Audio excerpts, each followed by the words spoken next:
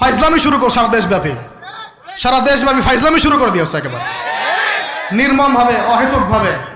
এই যে অসহায় মানুষগুলোকে, ছাত্র পড়তে গিয়েছে, বাবা মার স্বপ্ন লালন করা ছাত্র, ছেলেটা ইঞ্জিনিয়ার হবে, ছেলেটা মেডিকেল সায়েন্সে পড়ে বড় একজন ডক্টর হবে, পিটায় মেরে ফেলে দিল তাকে। এত বড় সাহস! আর আমরা কিছুই বলতে পারলাম না, কিছু করলাম না। কি একটা অবস্থা চলছে! এগুলো যখন চলতে থাকবে একটা কওমের মধ্যে, আপনার মনে হয় যে আল্লাহর পক্ষ থেকে রহমত নেমে আসবে?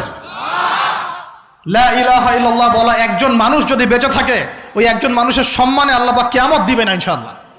সে একজন মানুষকে এভাবে নির্মমভাবে পিটিয়ে মেরে ফেলো তোমরা। এখন মানুষকে পেটানো শুরু করেছো।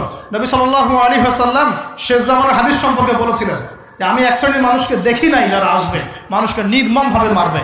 নবীজি বলেছিলেন শেষ জামানায় দুই শ্রেণীর মানুষ আসবে, আমি এদেরকে দেখি নাই। নবীজি দেখেন নাই মানে 1400 বছর আগে ওরা ছিল না।